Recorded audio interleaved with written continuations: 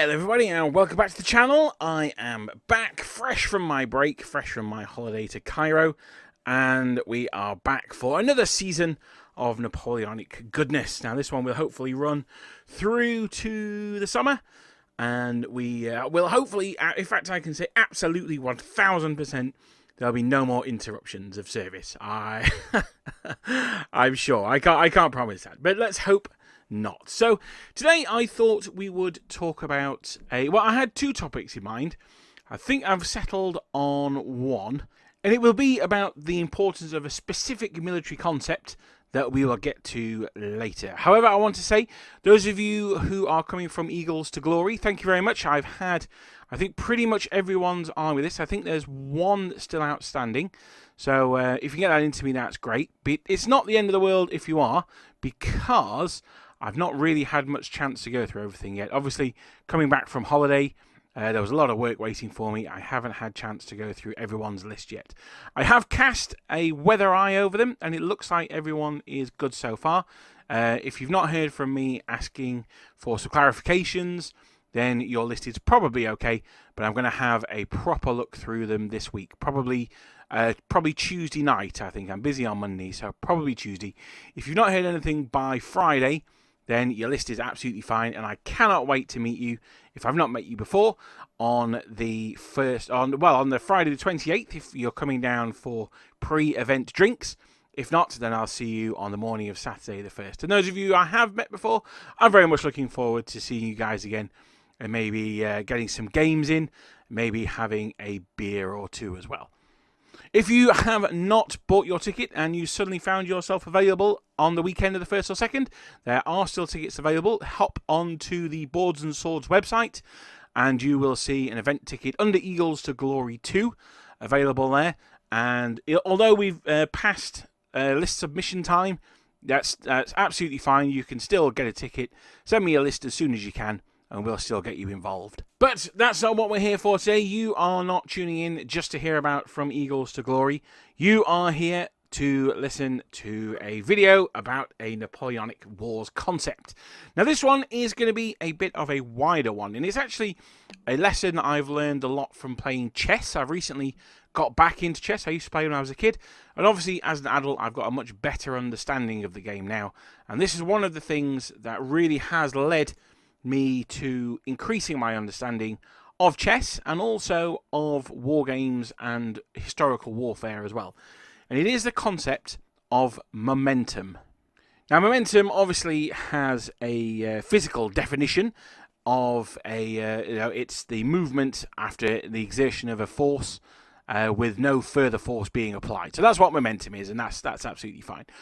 And that's kind of what we're talking about today. What we're talking about today is, if you are an aggressive player, it's about keeping the momentum going. If you're a defensive player, it's about stopping your opponent's momentum. And yes, even defensive players can seize the momentum. And if you are somewhere in between, it's about how you can perhaps use the enemy's momentum against them. And I'm going to look at historical examples of how this happened. So first of all, how do you get momentum? Now this is a question which varies on the type of rules that you use. Now, it's a lot easier in rule sets that are I do move a unit, you move a unit. So something like, I was going to say Silver Bayonet then. Oh, well, Silver Bayonet to an extent, but I was thinking more Sharp Practice. That allows you to do that a lot easier because you get to activate your elements before your opponent gets to activate all of theirs. So you can control the flow of the game somewhat easier, whereas a I go, you go, like, say, Black Powder, where you do your whole army, then your opponent does their whole army, it's a little bit more difficult because you have the momentum while you're moving, and then they have the momentum in their turn as well. But it is possible for armies to maintain the momentum across multiple turns. It's important to have the momentum in a game, in a war game, or a game of chess, or in a real battle, because what it really allows you to do is it's not about going first or fastest, it's about dictating the flow of the battle. And this is where I think the Napoleonic battles became unique. Well, not unique, but this is why they're a different type of battle, for argument's sake, well, they're referred to as linear battles of the 7 Years' War. And that is because momentum played a much greater part. And commanders throughout history who've been able to take momentum have always been seen as being the greatest. A great example of a character that you would think had quite a defensive army would be either Philip of Macedon or Alexander the Great. These are huge pike blocks, 216 men, quite unwieldy, but they were used as an aggressive Macedonian phalanx by Alexander, and they of course supported his hyper-aggressive use of his companion cavalry. Now, momentum doesn't always have to be aggressive, but 90% of the time it is easier to seize the momentum and control the battlefield if you are the active participant. Something that's made me really think about this game, actually, about this concept, is I've recently been teaching my brother how to play Lord of the Rings. And one of the things that I see in him that I saw in myself when I was a more inexperienced player is that sometimes you are scared to do a move in case you do the wrong move. But sometimes not doing a move at all is the wrong move. So as an example, if you were to see a prime piece of real estate, for argument's sake, a river crossing, or perhaps a building at a crucial area, you might want to occupy that building, but in order to do it, you perhaps have to march it across the enemy artillery. Now, you're going to take fire from the artillery, but if you can hold that position, then you're going to have a huge impact on the battle. That's the kind of thing where you might say, well, I don't want to risk the cannon fire, so I'll let that position go uncontested, or you might just throw your troops in there and hold that position. That would be an example of an aggressive act trying to force the momentum, but then you would switch to defensive once you've taken that river crossing or the building, for argument's sake. So how is momentum achieved? Well, as I said, it's a lot easier if you are the aggressor. Though there are armies in particular that want to look at keeping the momentum in the Napoleonic Wars, and the one that is most obvious is, of course, the French. As primarily an aggressive army, you want to be moving forward all the time. And this is where people joke about my disgust at seeing French infantry in line. This is why. It's not necessarily the fact that French infantry should never be in line. It's the fact that they need to be pushing forward. And if you're in line, that's not the primary formation to push forward. If you're falling back and being defensive, that's fine. But there needs to be a positive reason why you're doing that. If in doubt, just attack. General Blucher absolutely hit the nail on the head there. If you're not doing something, start attacking. Is a perfect saying here for trying to get that momentum. So the momentum really is about pinning your opponent in place and about dictating the flow of the battle to them.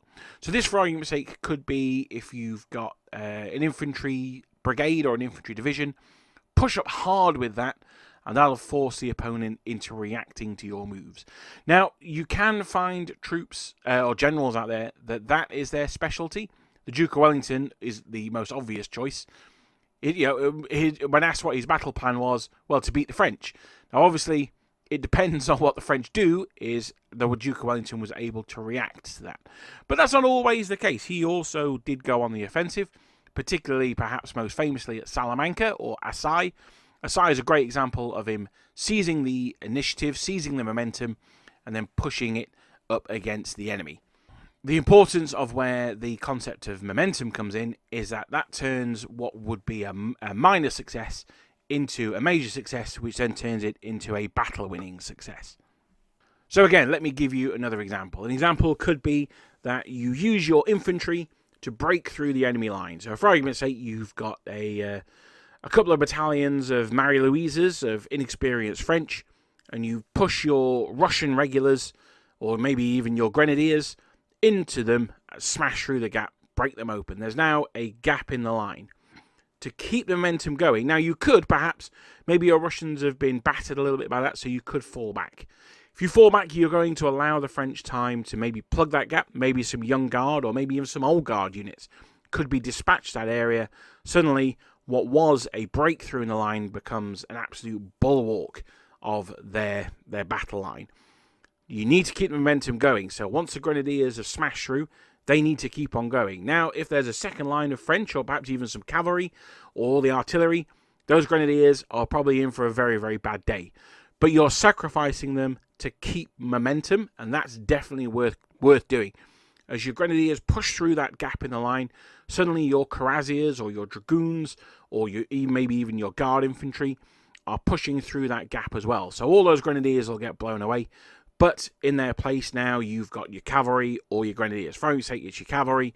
They can then get into the enemy artillery, take that out, and then they've got free reign at the back of the enemy's army. And that's when the game's over. There's not really any point in continuing to play then. That would just be a mass rout. And this leads perfectly into the counterpoint here, which is how can you use your enemy's momentum against them. So if we take that example, then yes, okay, you've got the Marie Louises in the front line. They're soaking up some fire. The enemy infantry break through the line. Suddenly the green fields of France or Germany are open to them, and it's onward to Paris. But you've ceded momentum to the enemy. What they don't appreciate, though, is that you have your, for argument's sake, cavalry reserve waiting to pounce on the units that come through that gap. Now, the idea of pouncing on the enemy units is not just to destroy those maybe guard units that we talked about earlier on, is also to stop their momentum. Now, one of the most popular Napoleonic battles, probably one of the most popular battles of all time, is the Battle of Waterloo. Now, the French, there's some people say the French always win the Battle of Waterloo. Well, that's not strictly true. I've played, and we won. We used Shaco 2 for that one. And I've also played as the French for the Great Battle, and the Great Game, sorry. And we didn't win that one. And there was an absolute reason why we didn't win that one. I've spoken about it before. Going along the line, we'd taken Le Haisson, and the troops were moving through the gap there. And yeah, it was all was sunny, all was good in the garden. But I went back about 2 or 3 hours later, and all of the French young guard that were there were all in square.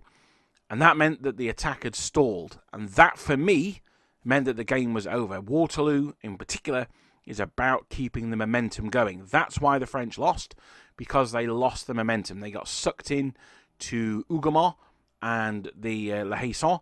And those two farmhouses, those two redoubts, they stopped the momentum of the French attack. That's not the only reason. There are other reasons as well. But those are the main reasons that the battle wasn't won quickly. Now, obviously, the appearance of the Prussians had more than a little bit to do with it. But again, the Prussians, another perfect example of how momentum takes you through. When they were storming through Place Noire, they were on the attack. They were bringing troops into the battlefield. They were attacking from the north.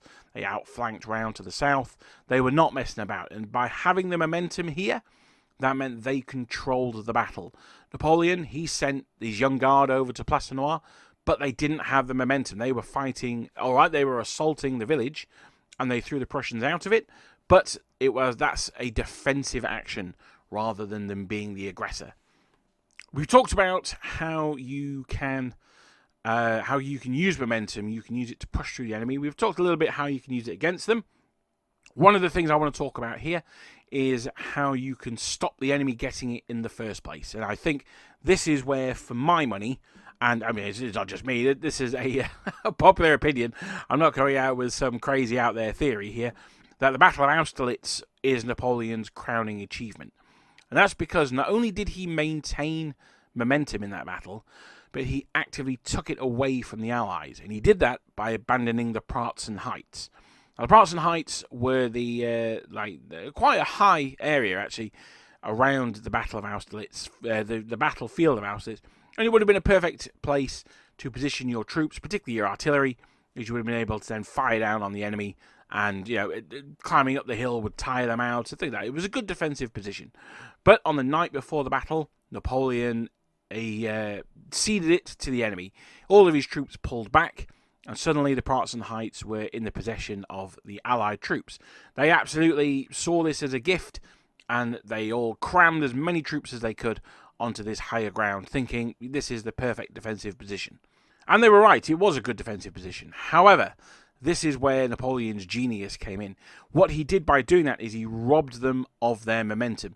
The battle then stopped being a attacking Austro-Prussian army against a defensive French army, and it became a defensive Russian-Austrian army and an aggressive French army. Now, in Black Powder, that's absolutely the worst, the worst way around you could have it.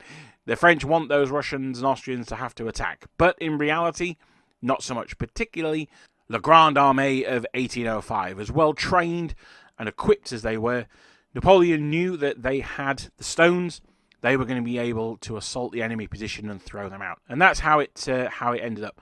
Casualties were relatively heavy. It always amazes me how few people died at the Battle of Austerlitz, actually. But those who did, it was probably in the assault on the Pratzen. So Napoleon made that difficult choice to give up a tactical advantage, but he took away the momentum and aggression of the enemy, and that meant that he could then control the flow of battle.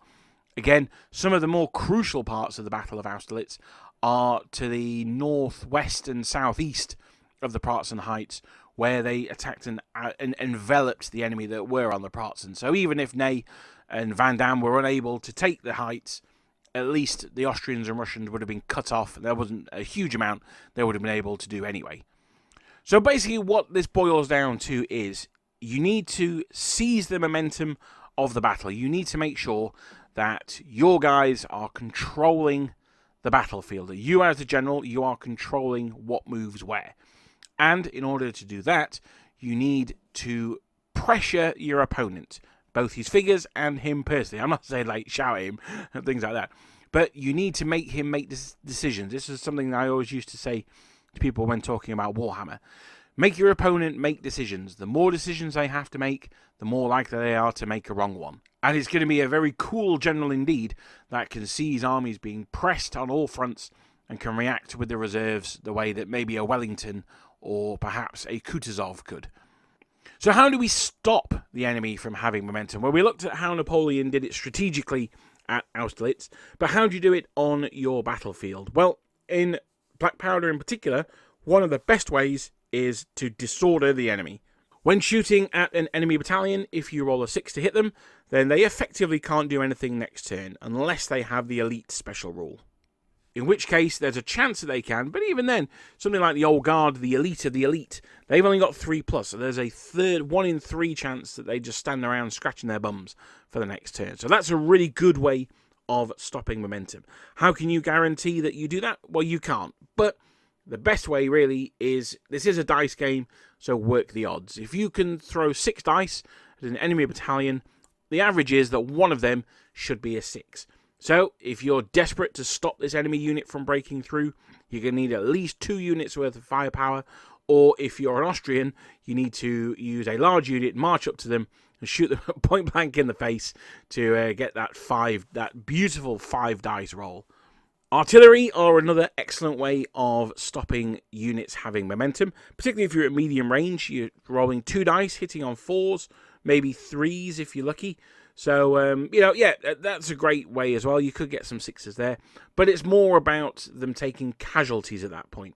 So, again, if you can shake the enemy, they can't come towards the enemy, you can stall an attack that way. Again, in Black Powder, you have brigades and broken brigades. So, again, if you've got, for argument's sake, a enemy unit that's marauding around, not using the marauder rule because that wouldn't work, but let's say they're about to push through. If you can break the other 2 units in that brigade, or at least shake them, then that 3rd unit can no longer advance towards the enemy. So there are ways that you can do it through firepower, through scent powder and scent ball, as the Spanish would say, or you can do it through threat. Now, what do I mean by threat? Well, you've got those units breaking through the enemy. That's when your cavalry turn up, or your guard. Now, if the enemy commander is someone who's a little timid and has suddenly found themselves breaking through your line, then the appearance of fresh troops might force them to fall back, consolidate their position, redress the lines, maybe rally off a damage point or 2, and then try again. That is going to be an absolutely massive error. We saw again at the Waterloo game, we smashed through the enemy on the eastern side, the right-hand side of Hougoumont, the right-hand side as I look at it. And then my commanders to my right decided to allow the rifles to move forward, form up against the wall, and then fire down as they were redressing their lines. I was desperate for them to keep attacking, but they wanted to fall back and redress their troops. So, as it was, we lost that area as well, because we'd achieved a breakthrough, and then we just gave it back to the enemy. So, as I mentioned from that example as well, we've also got the cavalry conundrum. Now, the cavalry can declare a charge against infantry. Infantry with the must form square special rule. Wait for it, must form square. And that really slows them down. They cannot come out of square as long as cavalry is within 18 inches, which is further than their musket range. I believe it's 18 inches. I could be wrong, it could be 12, so they may have to loiter around in musket range, which you're only throwing one dice out of the face of a square, so it's not great for the cavalry, but it's not the end of the world either. This is absolutely perfect for those smaller units of troops, of cavalry that you've got lying around. You could do this with a small unit of hussars, chasseurs, even lancers, force the enemy into square, and then you're good to go. One of the other things you can do, particularly if you're a Russian player, is you can charge in with the cuirassiers or the dragoons, some heavy cavalry, or some combat cavalry of some repute. Then they fall back. That's when your Cossacks can then move up. The Cossacks can still threaten the enemy, force them to stay in square. And, I mean, they were a free unit anyway, so you're not losing anything by doing this with them. Admittedly, they may eventually be shot off. They've only got a 5-up save, so if they get hit, there's a good chance that they could fail their stamina roll and then break. But you know what? That's going to take 3 turns, so I wouldn't worry too much about that. And by doing this, you can, of course, pin multiple units as well.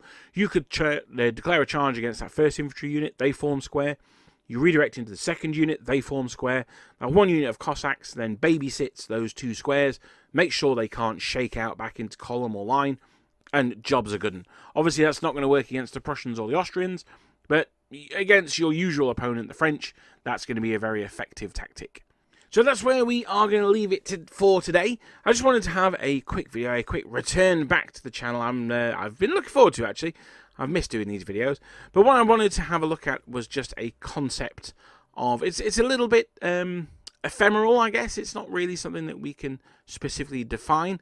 But I think it's something that as you become an experienced wargamer, not just historical, but of any game, you can really start to appreciate where the momentum swings. I found it a lot with computer games as well. I found that you can really see the turning point of a battle or a game in which you go from being the person who's controlling the game to suddenly you're being the reactive player. Now, if that's your play style, if you're a reactive player, that's absolutely fine. But it's just about making sure that you are still in control of what's happening, because you're defensively reacting. You know everything your opponent's going to do. So it's still not necessarily a million miles away. As I say, having momentum doesn't necessarily mean that you have to be aggressive. It's just easier to have and maintain if you are. So that's it. I hope to see you soon. I hope you guys are looking forward to Under Eagles to Glory 2 as much as I am. I am hopefully going to be bringing a special guest army to that, but it's a question of whether I can get it finished in time. I suspect I won't be able to, but let's see. I am trying my best. The video that I want to look at next week, this is the one that I said I thought about doing today, but I put it aside because I want to do this one instead, is going to be about the importance, or not the importance, but the usefulness of actually visiting a battlefield and walking the site. Now, General Dan and I are off to Waterloo this June, and having just got back from Egypt, I've been thinking about this as it's changed some of my perceived ideas, hand-waving ideas about ancient Egypt. Some of you may know that I studied at university, and I've always thought, this is how it worked, that's fine. But having been on the site, I can now see, I can understand why people think it worked another way, or a way that I perhaps dismissed. I can now, having been on the ground, could think, that now makes sense. So I'm going to leave that for next week. I hope you guys have a good one. I've been looking at the skies, and we are having quite a bit of lighter evenings. So hopefully in the next few weeks, maybe towards the middle end of March, we might be able to bring back the Wednesday night painting live streams. They're some of my favourite things that I do on the channel, so I'm looking forward to those coming back. But I want to thank you all for putting up with me while I've been away. Thank you for watching this video, and I shall see you guys, hopefully, on the Eagles to Glory, but if not, I shall see you guys next time.